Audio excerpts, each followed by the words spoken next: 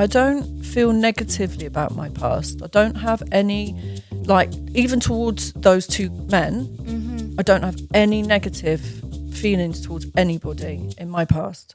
And then I had the white skirt with the pink vest top. We 100% planned that. 100% we planned that. And then one of us had like pink stilettos and the other one had white stilettos. So funny. And this is me. Look, I had 6 children by that point. Look at me. I had 6 children and she's all skinny and looking beautiful and glam. She was very, very glamorous. We're both busy. And we're both... You are like just... I feel I need to make an appointment now. Well, yeah, you do. Yeah. Hi, welcome back to Emily Abraham Presents the Love Luxury podcast. Today I have with me my oldest and dearest friends. And when I say oldest, I'm not talking about how old she is. I'm talking about the fact that I've known her forever. So this is my friend Sarah, and she's come all the way up, haven't you? Yep. From the West Country, on the train with your little one. Just to do this for me today, so I'm really appreciative of that. So thank you very much. I really appreciate you coming up. Thank you for asking me. Who else better could I have than one of my oldest friends? Why not?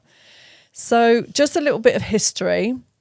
Sarah and I met when I think I was between 17 and 18 when we met, but we'd seen each other before because you lived right by the school that I went to for a while with your partner. So I'd seen you mulling around, but we became friends when we started working at that department store. Absolutely. And you worked in Bieber. Yeah, concession manager. Yes, you were concession manager. And I worked at Wallace to start with. And then the jewellery. And then I went on to the jewellery counter, onto the jewellery concession, which was like pulling teeth. Oh my God, that was hell. But I did that job amongst all the other jobs that I was doing as well. Mm-hmm. So you literally have known me for my entire adult life. Yeah. And I've known you for most of your adult life as well. Pretty much. Yeah. You know, because you're not that much older than me. So, you know. Not too much. You're not. You're only a little bit. So basically, the reason I asked you to come on is because lots of people have misconceptions about me, and they also have a lot of questions. And I thought, who better to get on that's going to probe and ask the questions than one of my best friends? Mm-hmm. And we get on so well. We're obviously both really busy with our careers. You work for Tom Ford now. You're, like manager at Tom Ford. You're doing so well with your career. I'm really proud of you. And I'm busy doing Love Luxury and everything that Love Luxury has and entails. So we don't get to spend as much time even talking to each other as we used to. No. But then lives just, it just gets in the way and gets busy, doesn't it? But the test of a proper friendship is when you do get back together and it feels like you were only talking a month ago or a week ago. You can kind of pick up where you left off.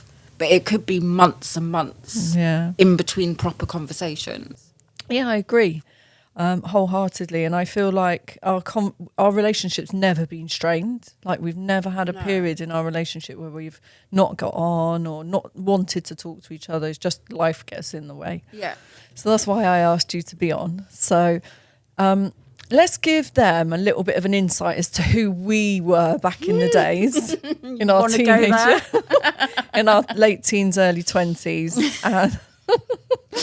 and the kind of lifestyle that we led. So I remember that you used to have like a little bedsit, flat, small, compact and bijou, very independent, doing your own thing. Yeah.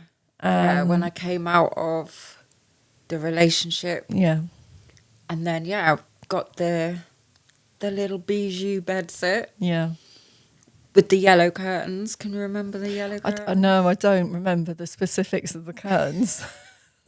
Bizarre what you remember. Yeah.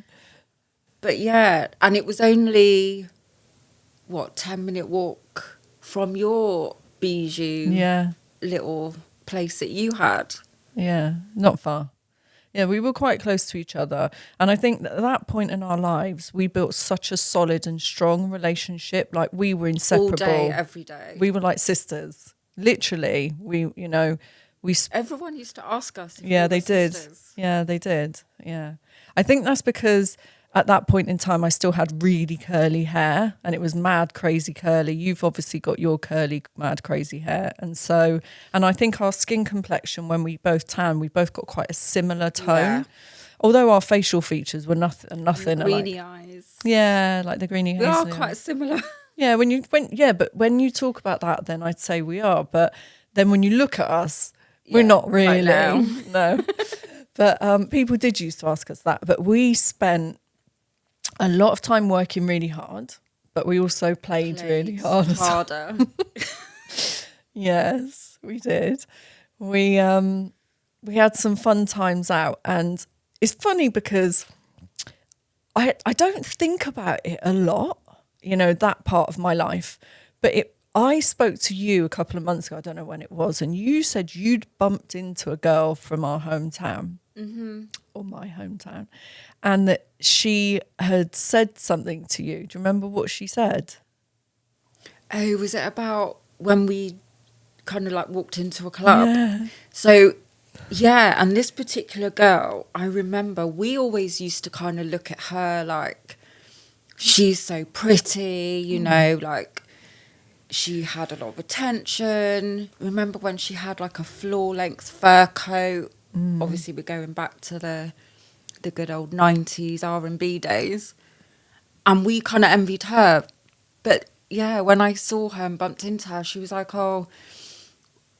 saying that she used to envy us and kind of look up to us and said the party... She knew that when the party had begun because that's when Sarah and Emily walked into the club. Yeah, that's kind of how it was, though. And everybody knew us, and we were known by everybody. And we'd go get our drink or whatever, and then literally head straight to the dance floor. And that was us. Just, yeah. all night, Yeah, dancing our little socks off. Literally all night. definitely. And we didn't even drink much back then.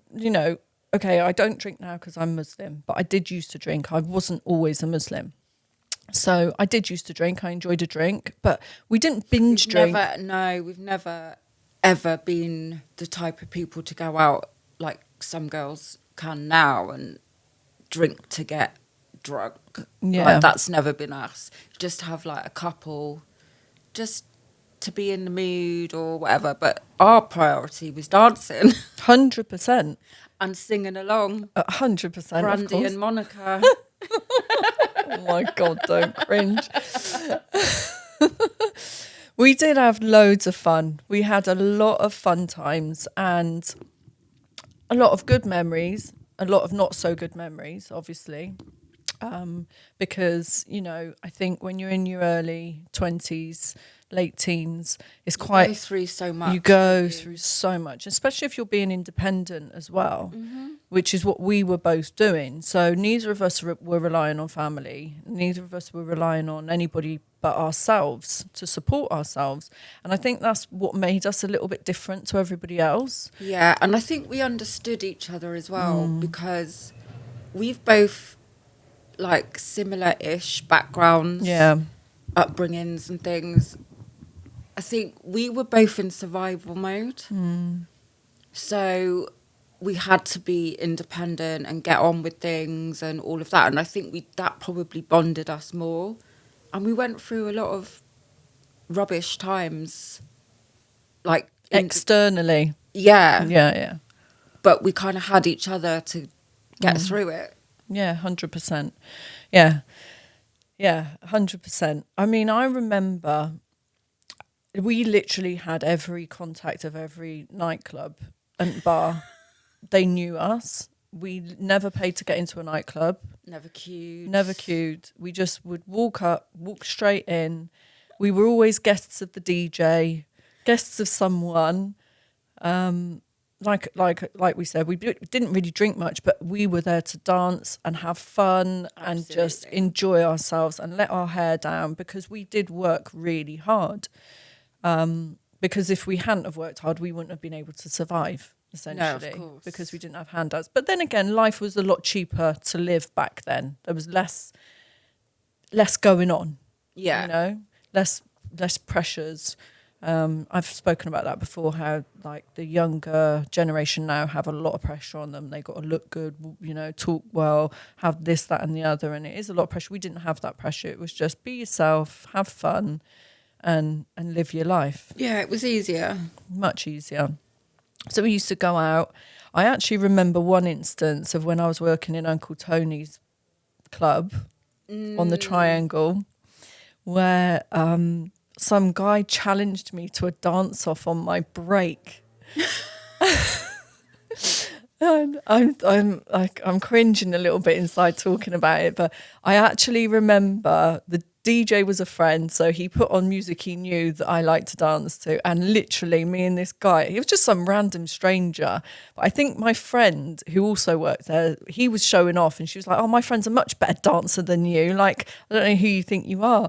And he was like, whoa, show us what you got then, like, come on, let's have a dance off. Oh my God, so embarrassing. But we literally cleared the whole dance floor from our little, it started with just like us two, and then the whole dance floor just cleared. And there's me and this flipping fully grown man having a dance off in the middle of the club. That doesn't surprise me at all. How you and me used to dance. No. That doesn't shock me Yeah. at all. We did have so much fun.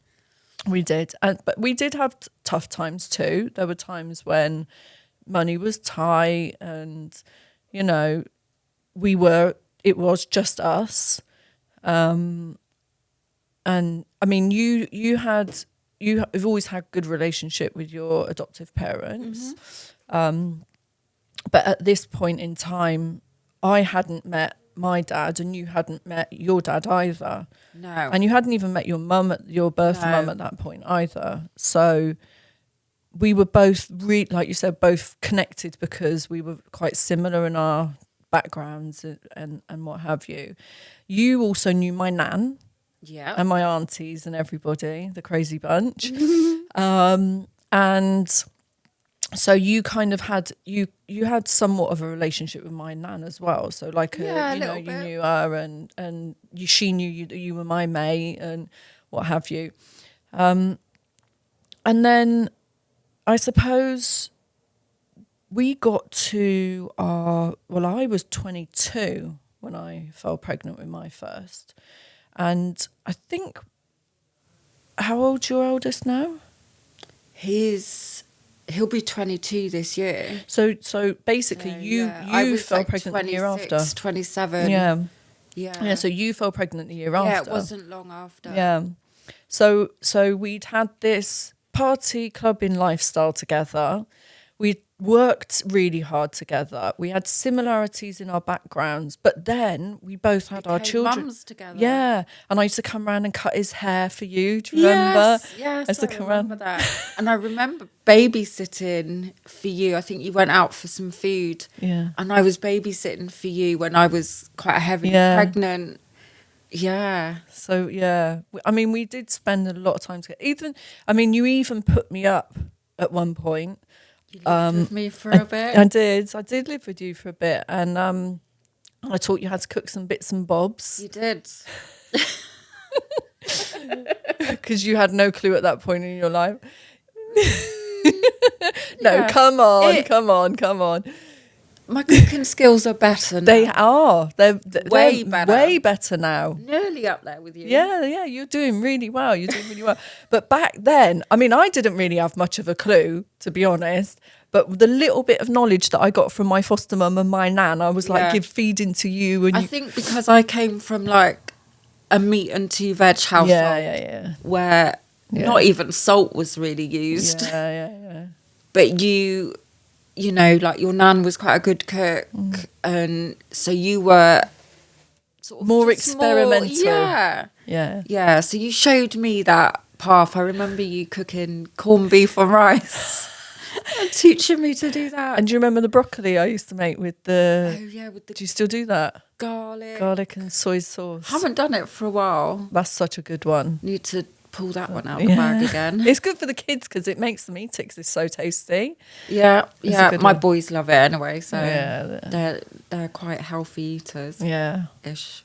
Yeah, I think both of our children, like all of our children have grown up to be healthy eaters, like good sleepers. So how old were yours? Never really had any problem issues with the kids, have we? Even like when the boys were together, when you lived with us, they got on really, really well. Yeah, it was sweet. I'm reminiscing about those days. So basically, those were the times when, excuse me, we became mums, and things kind of changed a little bit, obviously, because once I got my place, I was in a relationship, wasn't a very nice relationship. I remember. And was being quite badly abused physically by the person that I was with. Yep. And it kind of took me out of myself. I'd already been through something similar before. Do you remember? Yeah, well, we both had. Yeah, exactly. Which is why you left that relationship, which is where we kind of knew each other from. And I had a similar situation, like not long before. It was while I was at working at the department store, and he put me in hospital. Yeah. That was not a good one. So I got out of that, lived my life, and then I found myself in that situation again. But this time I couldn't get out of it because he'd moved in with me, and it was really hard to get away from. And it meant that by me leaving him, I had to leave my home. And that was a really hard thing for me to do because you and I fought so hard for me to get that place. Yeah. And we did. We really did. Like, you were an advocate for me. I was an advocate for you. We were really in each other's corners and like helping each other. And that point was so tough for me to just leave everything I owned and make a phone call to my old boss who was in London. Because between us meeting each other, I'd gone to London and come back. Yeah. And I called my old boss and I told him the situation, and he helped me as much as he could because he was also a very good friend of mine by this point. Do you remember? I remember it all so well. Yeah. It's like it was yesterday, but time has flown and so much has happened since. But it literally was the best thing I could have done for many reasons. Obviously, getting away from that negative and disruptive relationship, for not just for myself, for my son as well. Mental health, physical health, everything. But when I came up that time, I swore I'd never move back again. I said to myself, I am never, no matter what it takes, I'm never going back again. Yeah. And I didn't. And you've never done it. And I haven't. And there's been times when it's been so tough. Yeah. Like the penny pinching, the sacrifices that I've made. I do think, though, you know, even like the really rubbish stuff that we've been through, it's like you have to go through those things to get where you are. If you hadn't have been in that relationship, as horrible as it was, and I wouldn't wish that on anyone, but you wouldn't probably have left that area at that time to then, you know, years down the line come and build and have what you have now. It could have been a different path. So it's almost like you have to kind of go through those things. 100%. Yeah, 100%. I don't feel negatively about my past. I don't have any, like, even towards those two men, I don't have any negative feelings towards anybody in my past. I feel like exactly what you said. There's no point to have any negativity. I feel quite similar as well towards people that have hurt me. There's no point in holding bitterness and hatred. I believe in karma, so, you know, but you've got to take like the smallest bit of positivity from something and run with that. And, you know, look at what you've got now. Oh, alhamdulillah, of course. I mean, I'm so blessed now.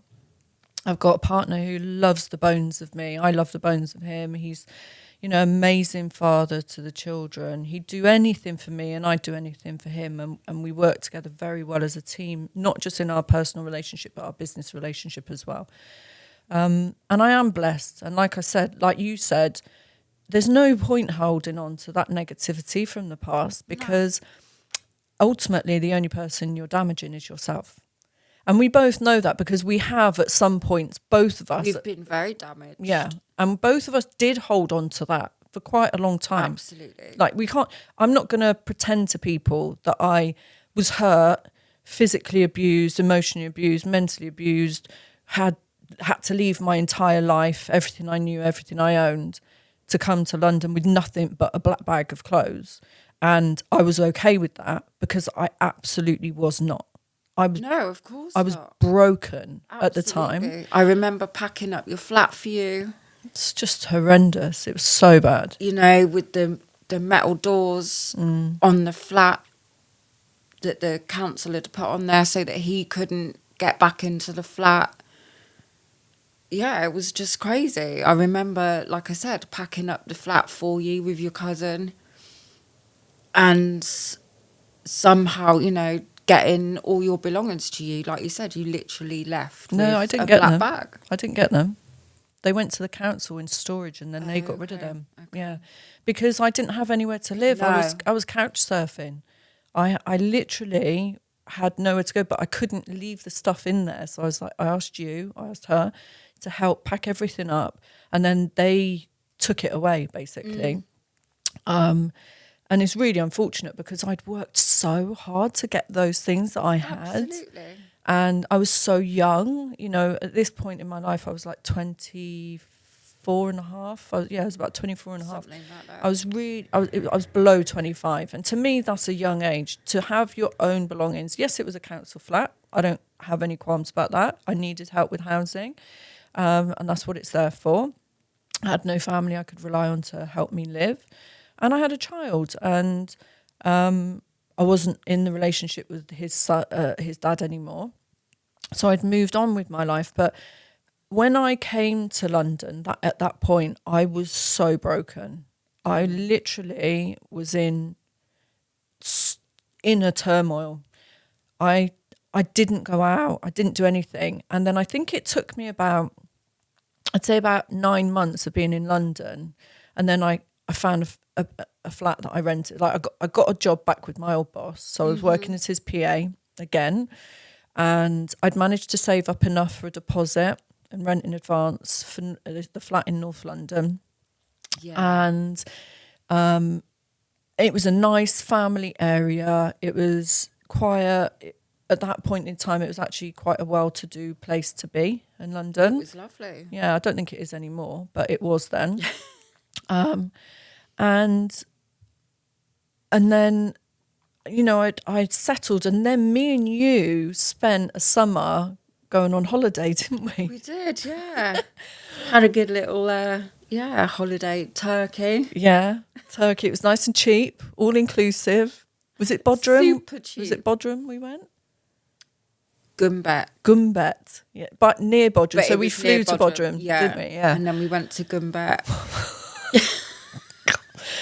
That was like, that apartment, do you remember? That apartment was so bad. The main thing that I remember from that holiday is because somehow, I can't remember if we actually planned it. We probably did, knowing us. But I just remember, like, the amount of matching outfits. Oh, yeah.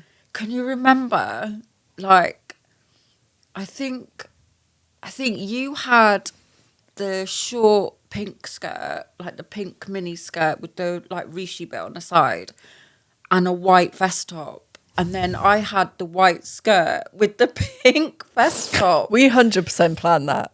100% we planned that. And then one of us had like pink stilettos and the other one had white stilettos. So funny. We really thought we were the bee's knees, though. We were such fashionistas.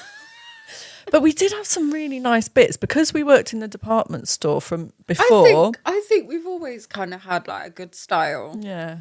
Because the thing is as well about That you was and me, in fashion then. but we never You know? really followed fashion. No, we had our own style. Yeah, we would see what, I think even now, I see what's fashionable and I always put my own take on it. So I get the bits that I like. And I think we were always like that. And you mentioned something earlier before we started talking. You mentioned about the photograph of us outside your little place. Oh, yeah. With our combats. but they weren't just combats. I know I had the navy ones. And I had blue camouflage ones with the all important buffaloes. Buffalo. I know mine weren't the actual. I think they were sketches. But remember, we had like the mule ones. Yeah, they slipped your feet in. We thought we were the bee's knees. I thought I was a Leo.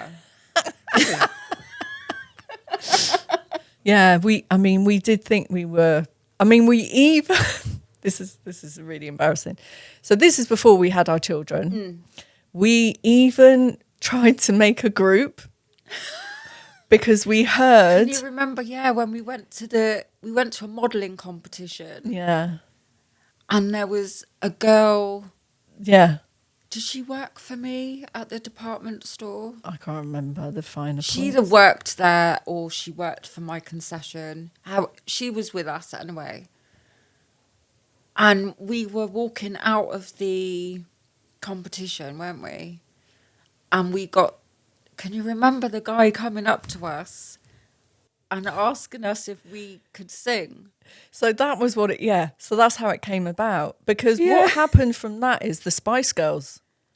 That was the Spice Girls. But can you remember him saying, and we were like, oh yeah, of course we can.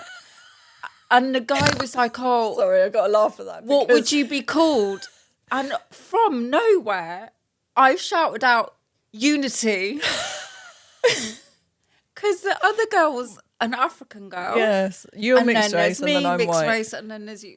I don't class you as white. You're mixed. You're Greek. You're Hungarian. Yeah, they're both classed as white. Yeah, I know what you're saying. Yeah. I know what you're saying. A lot of people don't, but I am Caucasian by tick boxes. I'm a Caucasian. But yeah, that literally has brought tears, has brought tears to my eyes because what it's triggered the memory of is us standing round in my place, fingers in our ears, trying to sing in tune. And on Vogue. I cannot sing. And I love singing, don't get me wrong. When I'm in my car, I'll crunk up the volume, I'll sing my heart out, and I'll dance away while I'm driving. But I have got the worst voice. Yeah, because they'd asked us to do a tape, to send the demo tape. Yeah, that is hilarious. But because what happened from that guy is that they did the going around the country and they were auditioning girls, and he said turn up to the audition, but the girl didn't want to do it, did she? Do you remember? Yeah, no, she wasn't. And because she could sing. She was the one that could sing. I was okay-ish. And I was like, but I would have just been the posh Spice, just standing there. Exactly. They can't all sing in the Spice Girls, can they? So we would have been fine. But we ended up not going, didn't we? Yeah, we didn't do it. Yeah, and it's a shame because who knows, we could have been one of the Spice Girls, but everything happens for a reason. Exactly. And we're here now, and that's what matters. We're all on our little set paths, That's I think. it. Well, Yeah. set-ish. We had so much fun, honestly. We did. We really did. The thing is, I think both of us have suffered with mental health problems over the years. So I'm in a really good space. Like, I can genuinely say that I used to be on antidepressants. I'm not gonna lie to people about that. I did suffer from depression and severe anxiety, and I was as skinny as a stick, a toothpick even, because I just never ate because I was always anxious. The other week you asked me to send you some pictures. Yeah. And that picture that I sent you with our, again, very trendy outfits on. With her My belly out. belly out. It was a little bandeau top, wasn't it? And really That low-rise was my jeans. denim It was bandeau top. Yeah, it was. Yeah. And me with my very 90s little white shoe boots and strappy back top with the fake ponytail, hair slicked back. So, yeah, I mean, by that age, we had our children, though. Our boys, that's when I was living with you at that point. Yes. Yeah. And money was tight. Money was very tight. I mean, we chipped in together, we ate together, we cooked our meals together and everything. But we always prioritised our boys before ourselves. Absolutely, of course. So they would eat well, really well, and we would not eat so well, if we ate. But I think our mental health, I know with mine at the time, was one of the reasons that I lost a lot of weight. Yeah. But I just we were tiny. Yeah, very. I mean, being below a size 6 is painfully small for anybody, and I stayed that size pretty much for like a good 10, 11 years. Mm-hmm. I didn't really put weight on. I was always anxious, same as you. We both suffered from depression and anxiety, and I think it's a lot to do with our childhoods, our upbringing, our identity issues and stuff like that. I mean, I've had identity issues because I didn't know who my dad was, and you've had the same. Absolutely.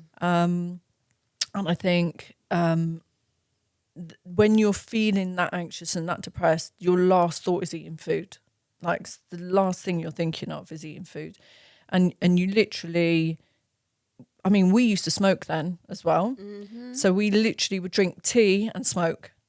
Yeah. We wouldn't smoke in the house with the children, obviously, because we were responsible mums, but we did smoke a lot. I mean, I smoked a lot. I don't know how many you were smoking back then, but yeah, I think I used to have a cigarette for breakfast. Yeah, we did. We used to have a cup of tea and a cigarette. I think you might have had coffee, and we'd be out in the garden puffing away. The boys would be sat in their high chairs eating their breakfast, and we'd be out in the garden having our cigarettes and our cups of tea. And I used to smoke a lot because cigarettes were really cheap then. Yeah. Like, so cheap. They're not cheap now. You could literally have a very healthy chain smoking habit and be able to no, but you could, couldn't you? You could. They were so much cheaper. So much cheaper than they are now. And I mean, I was smoking from secondary school. So I started smoking as soon as I hit secondary school. I was smoking secretly. I'm sorry, don't. Sorry. The secret's because coming out. Elaine's going to watch this, and my bonus mum's going to watch this, and I'm like, don't tell me off. But I did. I don't know how I got away with it, but I used to go to like the corner shop opposite your flat and buy a single. And he used to sell me singles, and you knew I was a year in year 7. You knew I was a little kid. But anyway, so yeah, started smoking really young, and we did smoke a lot, and we did drink a lot of cups of tea, and I think that is how we sustained ourselves. But actually, looking back on it now, that was no good for our anxiety or our mental health. No. So we weren't helping ourselves at all by living that kind of lifestyle. Probably not. Not at all. Definitely not. But you don't know at that age, and you're just doing what gets you by. And we were just getting by, I feel. Yeah, we were just getting through things and the best we could. Yeah. Muddling through with each other. Yeah. Just got ourselves through it, didn't we? Yeah. And then I left. So I'm in London, and we've done I was like, God, I'd already been away a couple of times. And I said to you, look, come on, let's do a holiday. See if you can get some childcare. Let's get some childcare and let's go away. And we did that, and we went on our little holiday, and we made memories. And I've got the little Polaroids in the little foldy things in my house. Yeah. I've got them. Do you know what I'm going to try and do? I'm going to try and pull up some old pictures of me and Sarah, and I'm going to try and get the editing guys to put them on. I'm going to hope that I've still got them somewhere. I'm quite good at keeping photographs. I've got 2 massive boxes of photographs in my house, my memory boxes, and that's something else I got from my nan. She used to have tins on tins on tins of photographs. Do you remember she used to get them out when people came round, and she'd go, "This is her mum, wasn't she pretty? And this is me, look, I had 6 children by that point. Look at me, I had 6 children," and she's all skinny and looking beautiful and glam. She was very, very glamorous. Yeah, she was, bless her. Even up until I think when she reached, I think it was like she got to 55 and she started putting weight on, but that's because her drinking got really heavy at that point. Yeah. But up until that point, she was not looking like anyone's grandma, that's for sure. No. And I remember I had to go and get a pair of sandals for her. Can you remember? Where from? I can't remember where June. from. Not June. Could have. Faith. It was probably Faith. We loved Faith back then. Go on, tell the rest of the story. But you were living up here. You were in London. And I think you had like a similar pair or something. And your nan wanted a pair. And I had to go shopping for your nan. Sounds about right, because she never did anything for herself. Go to her house, deliver her the shoes. So funny. Yeah, to then also get given a Jehovah's Witness book. One of her pamphlets. Learn about Jesus while you're delivering my shoes. Bless her. Yeah. Oh. I mean, her heart was never in the wrong place. It was always in the right place. It was always in the right place. Yeah. She just had an addiction, bless her. So I'm in London. I'm living my life. And I'm now working the nightclub circuit and doing well for myself. And that's kind of, I believe, where we kind of started drifting further apart, because obviously you were down south, I'm in London, and it's very hard to maintain a relationship like that. But you did used to come up and you used to come and visit, and we used to spend time together. And then I just progressed and moved on, and then I've got to where I am now, essentially. And like I said, you're working for Tom Ford, doing really well. You come up to London every so often and you do some training for work. And I always try and pop by. Yes, you do. You do. So, so whenever you're doing a bit of training, you try and pop by if you've got enough time. Or I came down from London one time to you and we went out for the evening. And we do try and maintain our friendship as much as we can. Yeah. But we're both busy.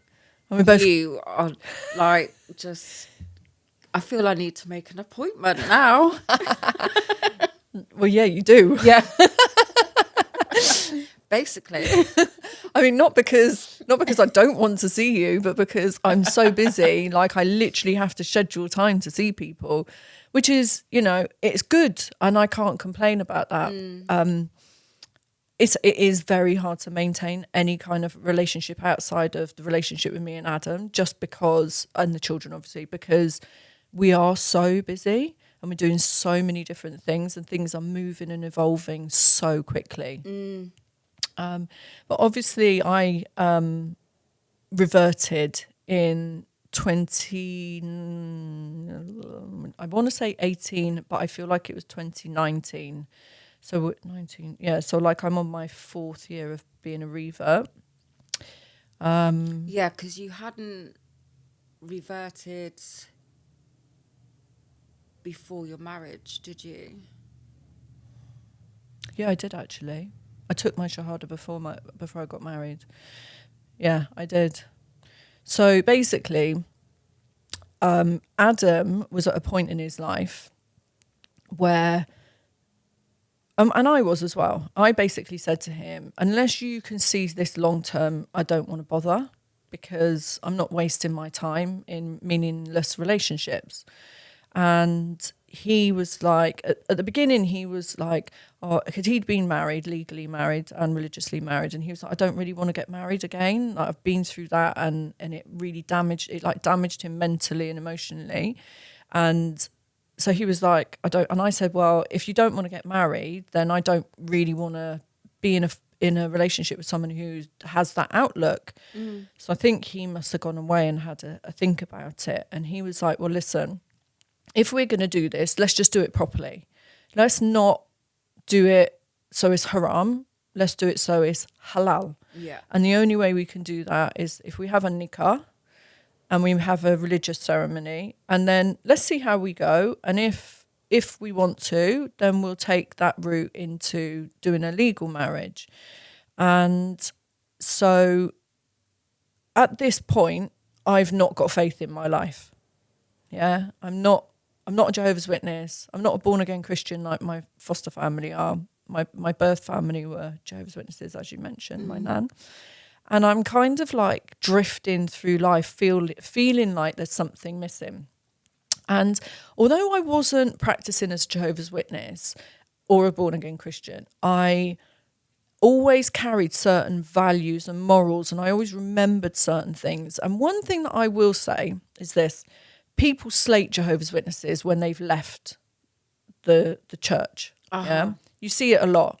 I even see it on my comments. Oh my God, yeah, I left too. It was awful, wasn't it? No, actually, I have to be honest. Everyone's experiences are different, aren't they, and personal to them. So you can't judge other people's things from what you went through. Yeah. It's all different. It's all relative.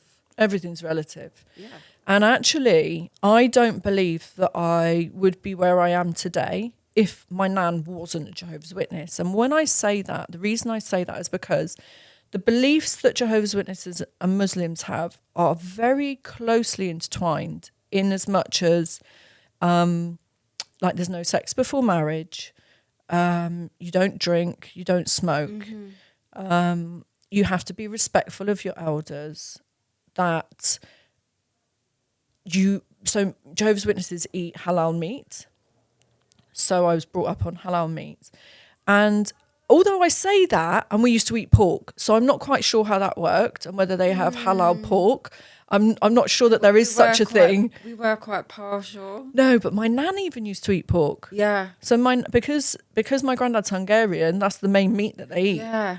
So, I don't know how. I mean, I'd have to ask my auntie actually how that worked. I actually need to have a conversation with her about that, because that's a question that I think to myself, how did we eat? We used to stand in line down at the halal butchers down there and stand in line for like an hour and a half to wait to be served, because it was the only halal butchers. But we used to eat pork as well. So I don't understand. So it's a bit of a contradiction in terms, but there you go. But their reasoning is different. So their reasoning was about, in the Bible it says that you have to slaughter the animal, drain the blood. Yeah, it's not about the prayer. So Muslims, it's about slaughtering the animal, draining the blood, and the prayer. So it wasn't for them about the Muslim prayer that happens when the slaughter goes on. So anyway, I digress. So there were quite a lot of similarities, but also, if I hadn't have been a Jehovah's Witness, I would not have gone to what's called the ministerial school. And the ministerial school teaches you to speak to people, have pitch, pace, tone and modulation. And I always remembered the things that I was taught in those lessons, so that when you're knocking on someone's door, I don't think they do it anymore, but when you're knocking on someone's door, you are engaging. So the way you talk to them, you engage in them. Yeah. Hello, I've come to talk about Jesus and Armageddon. You can't be like that. You've got to be, hi, I'm come to talk to you about Jesus and the afterlife and blah, blah, like. It's good. It's been good training for Yeah, it for has. now. It has. And I'm not even, when people leave negative comments, I don't respond to them about being a Jehovah's Witness, because actually it's done me really well. Yeah. And going back to Adam, he said to me, I don't think that I can marry you because you were brought up as Jehovah's Witness. Like, I can't have a nikah with you because you were brought up as Jehovah's Witness. And I don't think it falls under the Christianity umbrella, because Muslim men are allowed to marry Jewish women and Christian people of the book. Okay. Yeah, so of the Bible, yeah. And so I sat down and I did some soul searching, and I said to myself, would it be so bad for me to look at becoming a Muslim? No, I don't think Did you it would. find it easy? I did, because I was brought up as Jehovah's Witness, and it's so similar. Like, okay, so Muslims pray 5 times a day, yeah? And the most important prayer is Friday Jummah prayer, right? But ideally, if you can go to the mosque as many times in the week as possible to pray your 5 prayers, your 5 salahs, then you should go, yeah? And as a Jehovah's Witness, we went to church for 2 hours it's called the Kingdom Hall. Yeah, people call it church, but it's not, it's a Kingdom Hall. It's a Kingdom Hall, 2 hours on a Sunday, an hour on Tuesday, which was a Bible study group at somebody's house. So that would be like an elders. So that's the same as an imam, yeah, their house. And you'd sit down and you'd have to do your homework before you go. So you would know at the end of that week, at the end of that one, what you've got to study for the next one. So your whole life is based around the religion, and that's the same for being a Muslim. So the whole studying of the religion and everything has kind of been quite natural for you to kind of get into. Yeah. I want to know. Yeah, go on. Because I know that you get loads of comments and slated. I'm going to just go for it. Go on. You get slated for wearing a headscarf, the way that you wear it. I've seen some rubbish comments and I have to bite my tongue. Like when I see it, I kind of want to get all keyboard warrior, and kind of reply to them. And how do you kind of deal with that? How does it affect you? So the reason I wear my headscarf this way is because I had a trauma in my younger life where if anything's around my neck too tight, I start to panic and I start to feel really anxious, but it becomes overwhelming. And I did try it around my neck. I did try wearing it, and I was constantly tugging and moving it away. I even struggle with polar necks, which is crazy. But a polar neck seems less so because it's not attached to my face. But I tried it and I really, really struggled with it. It caused me a lot of anxiety. And actually in that period of me wearing it around my neck, my mental health really declined. So what I did was I spent some time figuring out different ways of wearing it. So I did I don't want to say African, but like a lot of African ladies wear it head wrap and they'll spin it and like there's a little knot on top. I went through a little phase of wearing those. I love it. But it looks nice. Really good. But it wasn't right for day-to-day wear. That's nice if I'm on holiday or if I'm going to an event. That looks cool and looks nice. But it didn't feel right for me on a day-to-day event. So I watched probably 300 tutorials on YouTube. And then this one woman, I kept coming across lots of ladies would do 5 ways to wear your hijab. And then I came across this one woman and she did something quite similar to this, but it wasn't the same. So she styled it centrally and it was pushed back off her hair. So the front of her hair was showing. And although I can't wear anything around my neck, it's too traumatic. It causes too many problems and I can't afford for my mental health to decline. Absolutely not. I thought wearing it with my hair showing at the front was counterproductive because the point of me wearing it is that every strand of hair is covered. Yeah. So I just sat there and played one day and I was like, tried it in the middle. So I tried crossing it in the middle. And then one day I just did it on the side somehow and just kind of developed my own style. Do you know what? That's such an Emily thing. There's so many things I can think of. You just literally just sat there figuring something out. Like, even like when we used to do makeup and things like that, you'd just be sat there for ages. Yeah, like figuring something out and then turning it into your own style. That is so you. It is. But I like it. I think it looks amazing. It's quite glam. I mean, people liken me to, I think, Sheikha Monza or something. I'd never heard of her until someone mentioned it at an event I was at. And, I'd never heard of her, not it. And I looked her up and I was like, oh, Yeah, she does look like an older version of me, but she does tend to wear it more pushed back. But I can see what they mean. There's no set way that you have to wear it, is there? There isn't, but ideally you should wear it covering your neck as well. And in the winter, I do wear polo necks, but I can't wear a polo neck in the summertime. I work from morning till night. I am very active. I'm always doing something, and I couldn't cope. I struggle with a polo neck as it is. So if I were to wear a polo neck in the summer and be busy and sweaty, and I just couldn't do it. So I had to do a bit of soul searching and say to myself, look, if you're going to do, I mean, it actually happened by mistake. Yeah. So the story behind me putting a headscarf on, apart from at prayer, yeah, because obviously I cover it for prayer regardless. I just chuck one over and half, like, yeah, my hair is showing a bit, but I'm only with my husband. So it's not that big of a deal.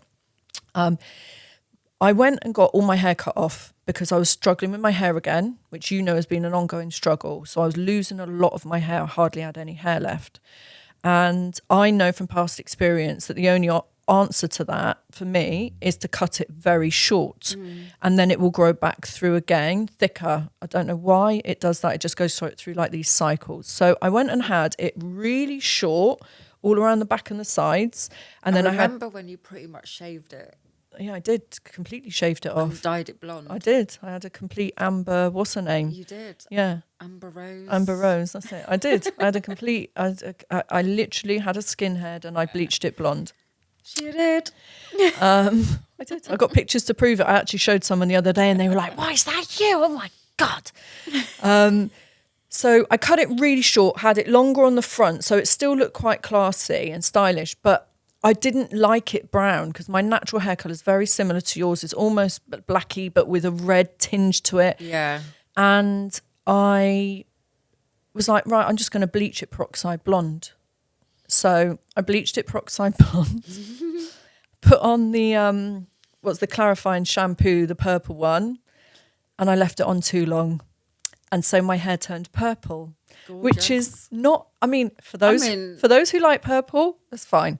But for me and my look, it just didn't go. I didn't feel comfortable. So I said to Adam, I'm going to have to figure, and that is where watching the videos came in, right? And how I found this kind of style, changed it into my own thing, and I just started wearing it. And Adam is is an iconic statement he made. He said, Allah works in mysterious ways. Absolutely. So he basically was saying to me, your hair went wrong. You shaved your hair, you cut your hair off. It turned purple for a reason. It was to get you to put the headscarf on. And my hair now is about the same length as yours. But I'm not going to say that. That would be a lie. So I'll come back to that. This is now who I am. It's part of my identity. And although it's not the typical hijab headscarf, and I may not conform to the complete round the neck, everything, this is how I am respecting Allah and my husband. Yeah. And I'm trying my best. And there's lots of variations of respecting religion. You know, there's people that, you know, are obviously like Muslim that don't cover, you know, they may dress modestly, but they don't wear a headscarf. You know, there's all lots of different. So, you know, I think as long as you're being respectful and you're respecting yourself, you're respecting your husband, wear your headscarf however you want to wear your headscarf. Also, I think this is a really valid point to say, is that just because you're wearing a headscarf and you're covered doesn't mean you're a good Muslim. Absolutely. Yeah, because I remember growing up with girls and being a young adult after school and having Muslim friends that were covered. And they would do some really naughty things, yeah. And this was them putting their hijab and their, I can never remember what it's called, the dress. It always slips my mind. But putting one of those dresses over their clothes was like their way of getting around their parents. So their parents would let them out And then they would literally be going and meeting this boy, that boy, doing really naughty things with these people. And as soon as they walk through the boy's door, they'd be taking it off and taking their headscarf off. So just because somebody is covered doesn't make them a good Muslim. No. And just because I wear my headscarf like this and I show 6 inches of my skin on my arm does not make me a bad Muslim. Yes, could I improve? Yes, of course I could. But I am doing the best I can right now. Exactly. Will things change later? Who knows? But I am doing the best I can right now. And I have to be honest, and this is going back to what you said. So the question you asked me was this: how do I deal with it? So there are times when in my mind, and I never have said it out loud before now, where I have said to myself, forget this, I'm not wearing it anymore. If people want to criticize me for trying my best, I'm gonna forget about wearing it. And I have to really internally talk myself out of that. And the reason being is because I know, or I feel far more beautiful with my hair showing. I feel far more feminine with my hair showing. I feel more womanly. I feel, so all the things that a woman is, and the reason why we cover our hair is the thing that I'm battling with when I hear those negative comments. And you know what? 99.9% of the time, those negative comments are coming from other Muslims. And to me, that is really hard to deal with. Yeah. Because who is anybody to judge anybody? At the end of the day, you don't know why I don't wear. I mean, people now know, but nobody knew why I can't wear something around my neck. It's like some comments that I've seen, like about Moo and, like the lifestyle that you guys live and, you don't know anything about the other half and all of that. And I think I even put one comment, didn't I? And I was like, don't judge them, like you don't know what they've been through or what Emily's been through prior to having all of this. You just can't judge people on what you're just purely seeing on social media as well.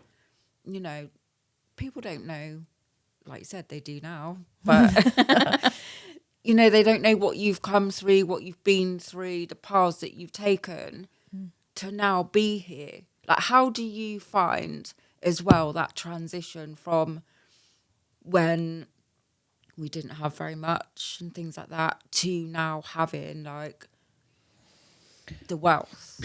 So it's not as easy as people think. One thing I do, and Adam really hates, is when we go food shopping, I always go, flipping heck, I can't believe I just spent £120 on 4 bags of shopping. And he's like, babe, it's embarrassing, stop it. But in my mind, I'm still that single mum who's struggling to put pennies together. Yeah. And I'm still trying to be frugal. Like, I could buy one of everything in the supermarket and go out of the shop, right? And I can afford to do that. But whenever I go to the supermarket, I'm thinking, right, what is Moo and the others going to have for tea this week? And I'm still financially brokering things in my mind that I was doing when I had no money. So, it's not easy to change your mental mindset. Obviously, it's nice to be able to have nice things now, because we used to have nice things before when we worked. We've always liked our nice bits and bobs, haven't we? But we just didn't have it in excess. No, of course. Like, I had one pair of Gucci GG boots and I had a little matching handbag. I remember that. Do you remember that? And, I'd buy one really nice dress, but I'd wear it on multiple occasions. Or we'd have nice outfits. But we used to appreciate, and I still do, but it wasn't, I couldn't just walk out and buy something. I'd have to save up and plan and work hard for it, try and get my bonuses. And if I got a bonus, then I'd be able to treat myself to something. Absolutely. And we also we've always liked handbags and the good old Turkey exclusives. Shh. I've never bought a fake handbag in my life. Never. Genuine fakes. But I mean, those were the days when I couldn't afford it. Obviously, now I know that there's like, that's a whole nother topic, but now I know that there's like a lot of crime related to that. I'm really obviously anti it, but absolutely. But back then I didn't know about it. I didn't have that thought. I just was like, oh, it looks like the real thing, and let me see if I can afford it.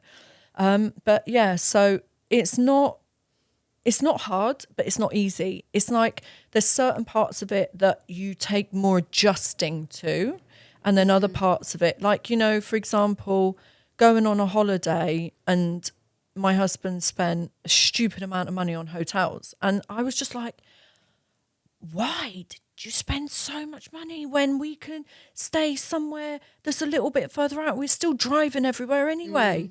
But he's like, no, you deserve it. You know, you work really hard. We haven't been on holiday for X amount of time. Let's just have nice hotels and let's just enjoy it. Do you kind of find yourself having like those sort of pinch me moments?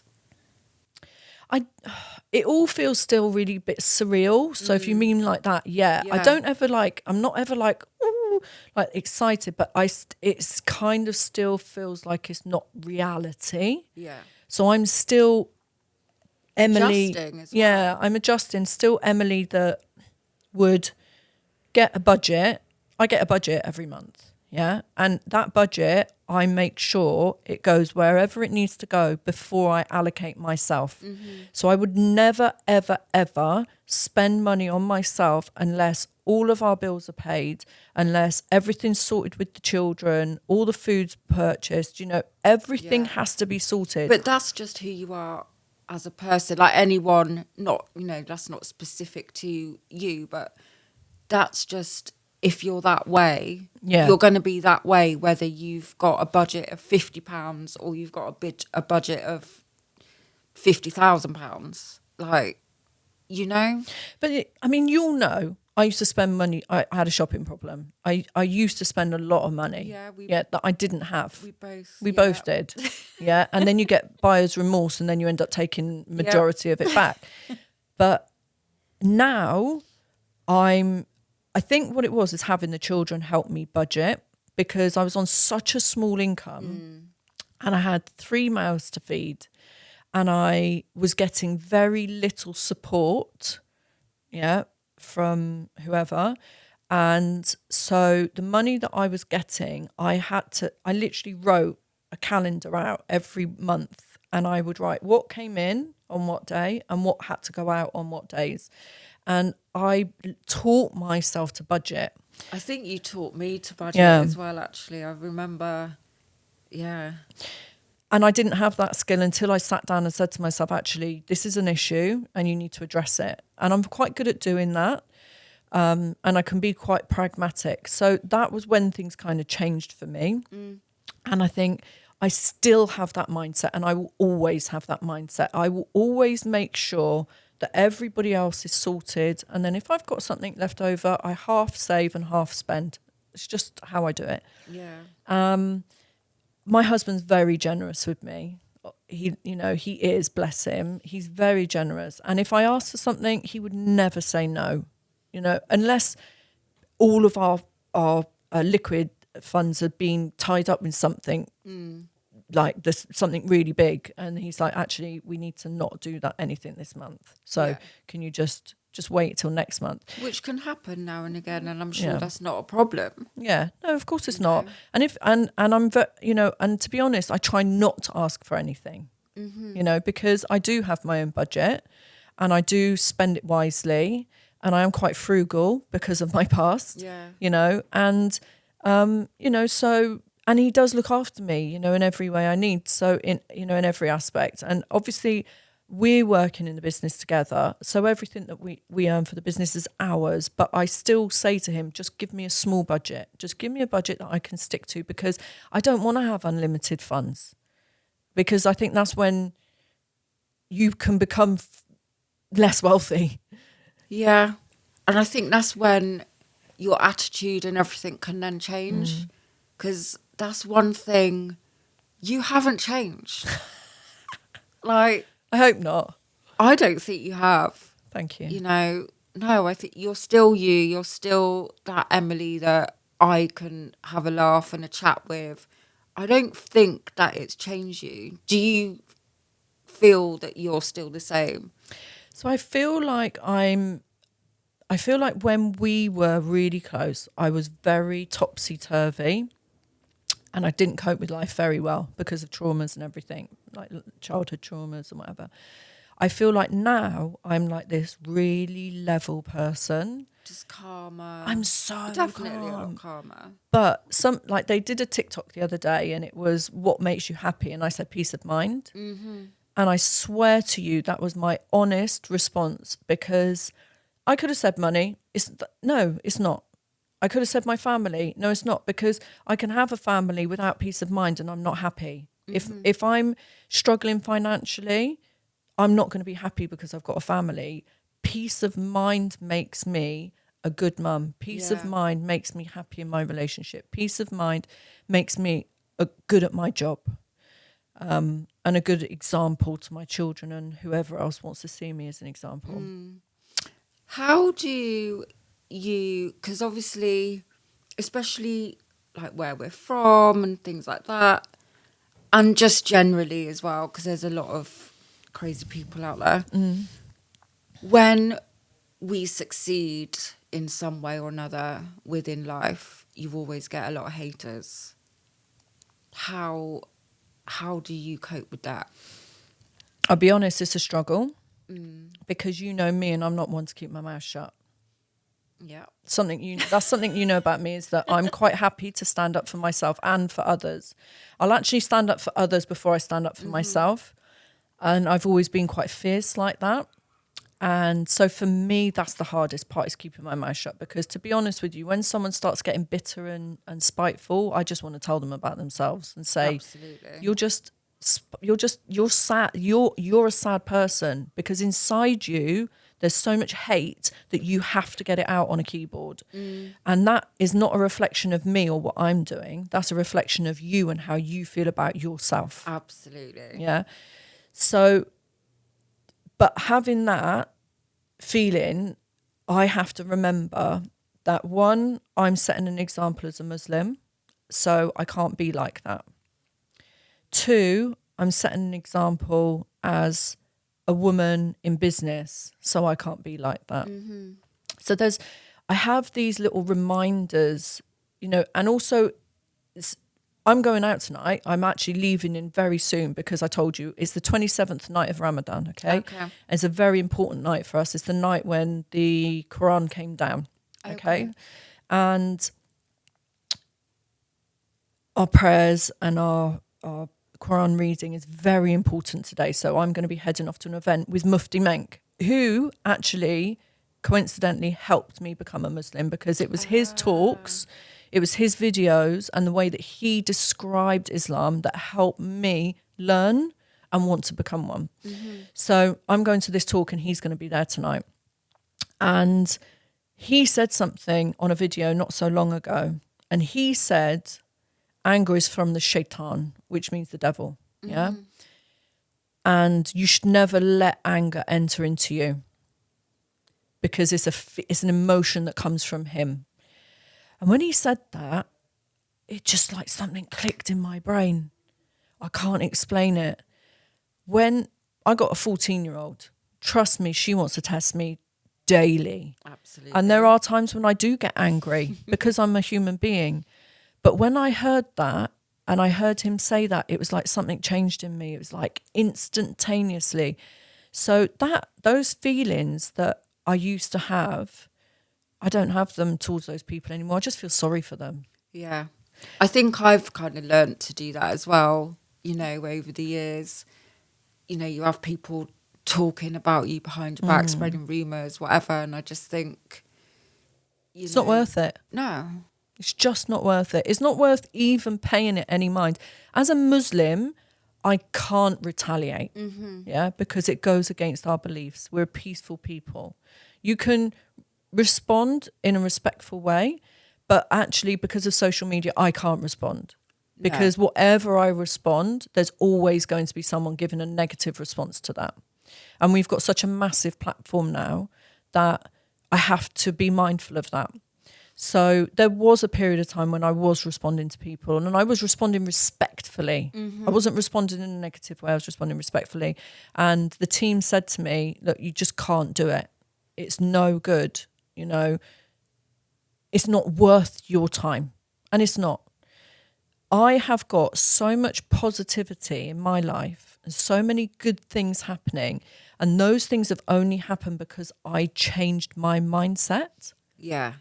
Yeah. Well, if you stay in that sort of, you know, retaliation, bitter, You become You're as bad as them. It's just going to eat you up, isn't it? And that's where you stick and stay. Yeah. And then you're just becoming like them. And I don't want to be that person.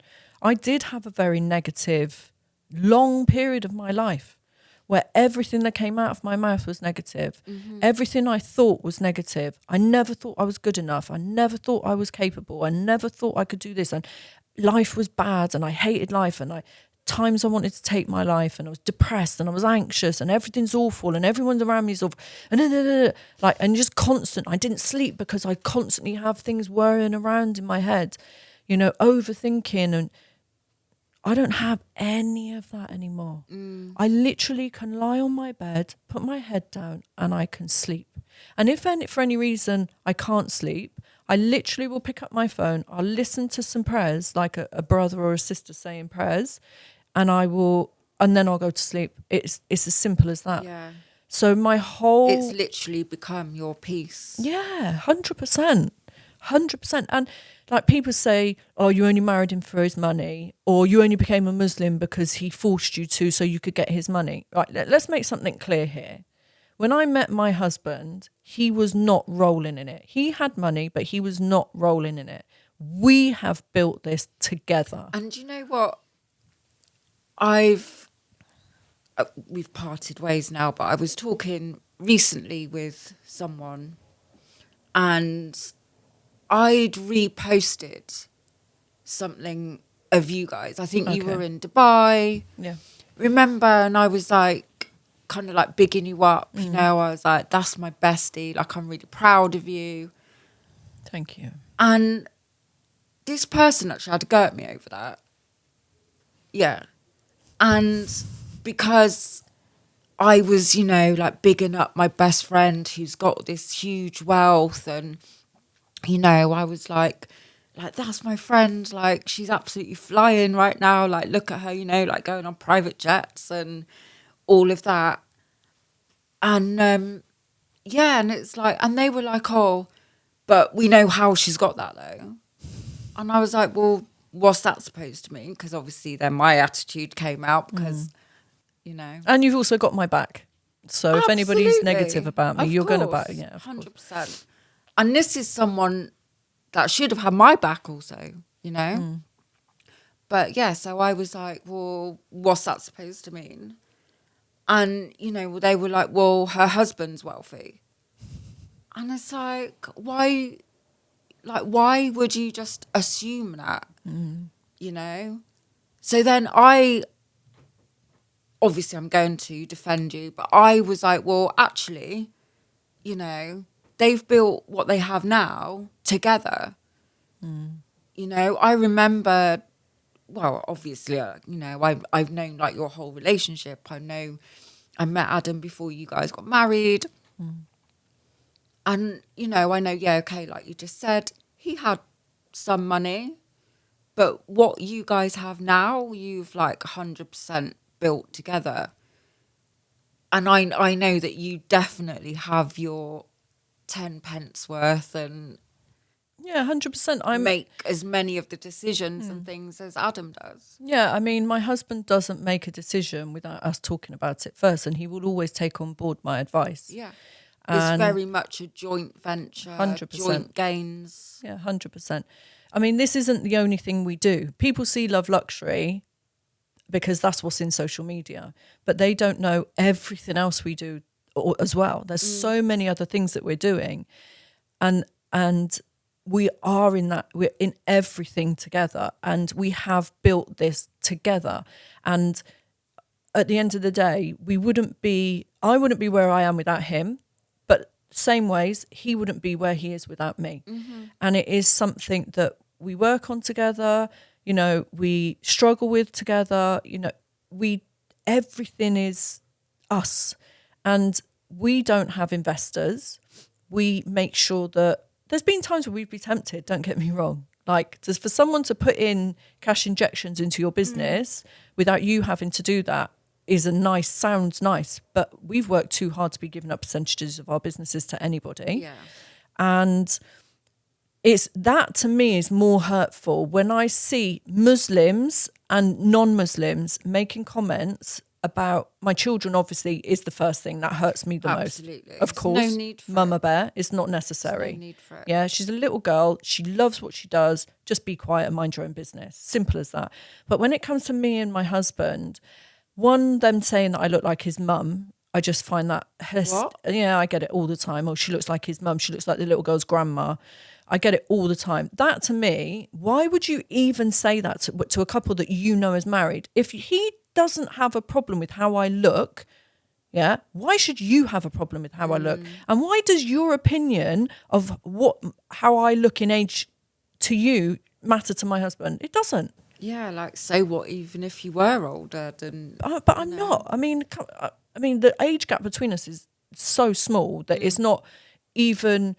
I couldn't have had him as my child, you know. Of course not. But I see things like that. But then when I see things like, oh, she only became a Muslim so she could get his money. She only became a Muslim because he forced her to. She's only wearing her headscarf because he forces her to. Listen, yeah, I'm going to say this to everybody. My husband could not force me to do anything. You know me better than anyone. There is no man on this planet that could force me to do anything. No. Do you remember my little saying when men used to try it? I'd be like, listen, my dad doesn't even tell me what to do. How do you think you're going to? Didn't I? Do you remember? Absolutely. You had so many little sayings. Like, but I did. But it's true. You can't. I didn't even grow up with a dad telling me what to do. How do you think you're going to come into my life and try telling me what to do? And that's why I used to get the beatings that I got from him, that one we spoke about earlier, because I wouldn't comply. Yeah. And I was my own person. And I was like, but no, I can't do that. It's not right for me, you know? And he wanted, yes, my best babe. Yes, no, yeah. Like, I'm not that person. That's not you. You know? That is not you at all. And my husband will be the first person to say it. He'll say to people, "You cannot make my wife do anything she doesn't want to do."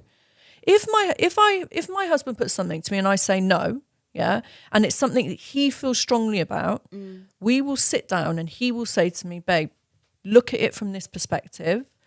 Think about it like this." He'll put his bits of information forward, and then if I've thought about it in a different light, because I can see it's important to him, then I might change my view. But there's certain things I just will not change my view on. And there's no man on this earth that could force me to wear a headscarf. There's no man on this earth that could force me to become a Muslim. I saw one of the comments yesterday actually saying something about no amount of money would make me wear a headscarf. Oh, whatever. Yeah, I saw that one as well. Yeah, because you haven't got deen in your heart. If you're not a Muslim, why would you need to wear a headscarf? But let's not forget, yeah, that Jesus' mother wore a headscarf. Exactly. Yeah? And nuns, Catholic nuns, wear headscarves. Yeah, there's lots and lots of religions where hair is covered. Rastafarianism, hair is covered. Yeah. It's not the only one. Jews, you know. I think most religions, you should, if you're going to follow it properly, cover your hair. I mean, even my nan. So my nan would make dinner and then my uncle would come around and she'd say a prayer. But because he was a man, she'd have to cover her hair to pray while he was there.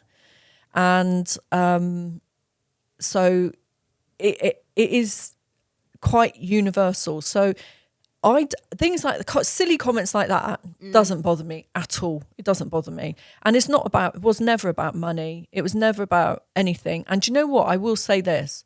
As soon as I started covering my hair, as soon as me and my husband stopped drinking alcohol, because we used to drink alcohol. We used to go out clubbing. We used to drink alcohol. We weren't on our deen. Yeah. As soon as we started following the correct path, and trying our best at being good Muslims and praying and doing as much as we could, it was like our business went from going like that, it went like that.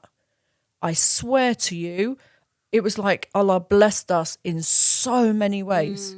It was nuts, like to see and even feel it, like to feel that my prayers, when I make dua, when I'm driving to work, because I'll turn them, if Adam puts like a music on, I'll turn it off and I'll literally be praying from my house to 5 minutes away from the shop. And that's 25 minutes of driving. Yeah. And I'll be praying in my head and having my conversations with Allah.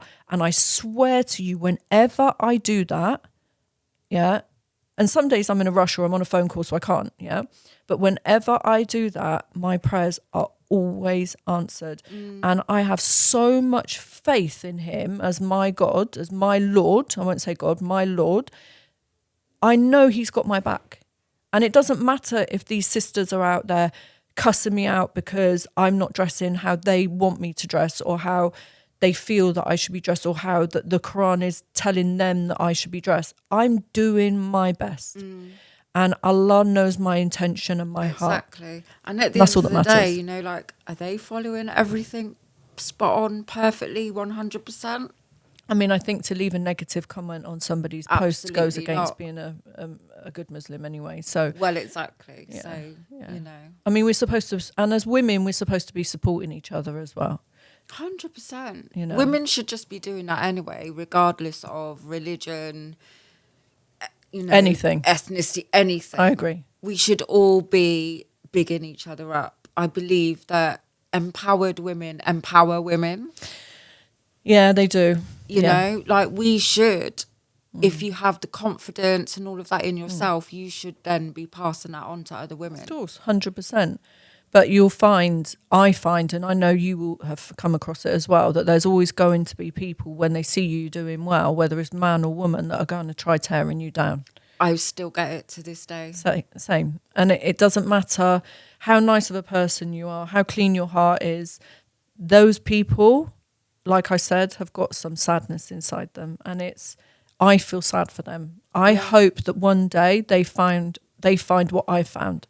I hope they find something that makes them level, that makes them have peace of mind, that gives them that relaxed state, that they don't feel those horrible emotions anymore, because I don't feel them. I don't have that. I don't feel jealousy towards anybody.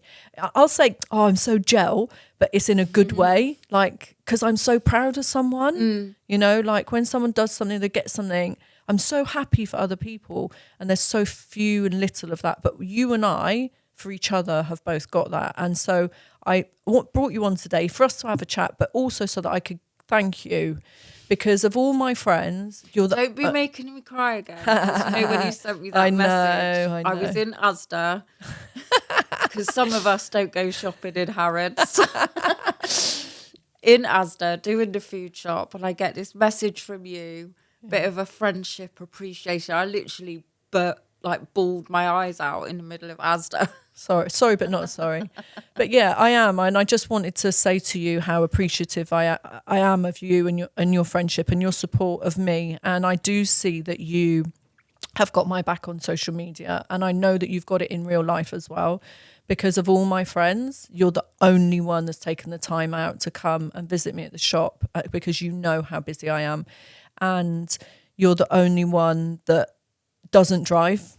So I know how hard that is for you to get up here to do that as well. So I am really grateful to you for your friendship, and I love you to bits, still like a sister. I know we don't see each other much, but no. I do value you very deeply, and I just wanted to say thank you. Thank you so much for joining us today on Emily Abraham Presents the Love Luxury Podcast with my bestie, my BFF forever, Sarah. And if you have any comments or questions, don't forget to drop them down below.